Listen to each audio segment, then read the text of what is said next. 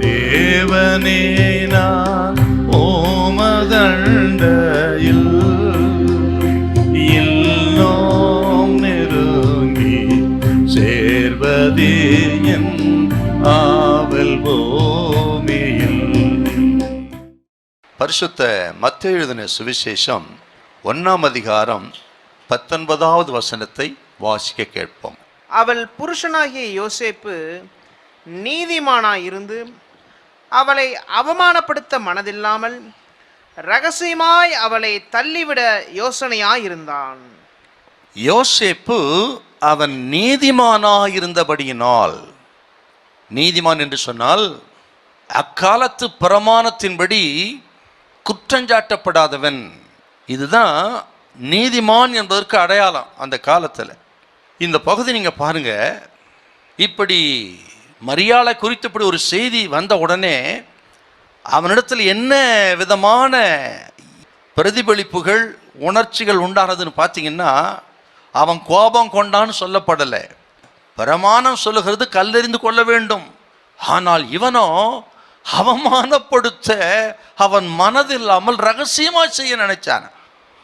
காரணம், மரியாளின் மேல் யோசேப்பு கொண்ட அன்பு, நேசம், பாசம். அதுதான் அவளுக்கு தீங்கிழைக்காதபடி, அவமானப்படுத்தாதபடிக்கு அவளை காத்தது காரணமே அந்த அன்பு. இவன் அவமானப்பட்டான்.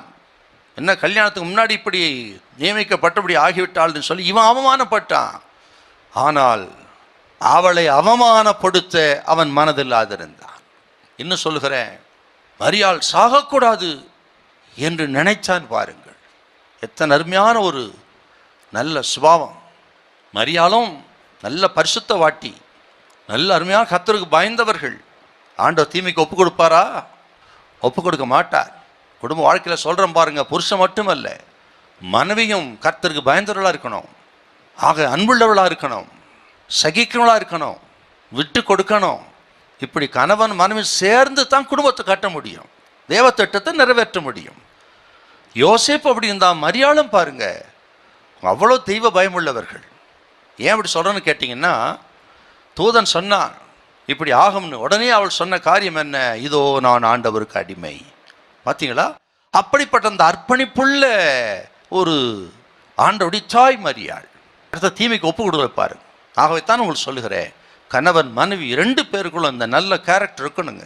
சகிப்புத்தன்மை, பொறுமை, அன்பு, இரக்கம், தயவு இருக்கணும். குடும்ப வாழ்க்கையில் உங்கள் குடும்பம் கட்டப்படுவதற்கு அன்பு தான் பிரதானமாக இருக்கணும். இப்படி ஒருவர் மன்னிக்கணுங்க, மன்னிப்பு கேட்கணும். அங்கே தான் குடும்பம் கட்டப்படும். ஈகோ பார்த்தீங்கன்னா, இருதயத்தை கடினப்படுத்தினா குடும்பம் கட்டப்படாது. இந்த காலகட்டத்தில் உங்கள் குடும்பத்தை கட்ட வேண்டும் என்று தேவன் விரும்புகிறார்.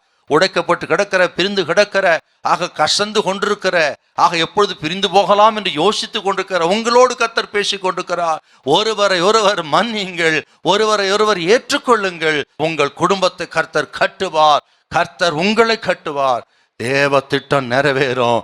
தேவ திட்டத்தை உங்க கைகளினாலே நீங்கள் இடித்து போடக்கூடாது. ஹல்லேலூயா, ஹல்லேலூயா.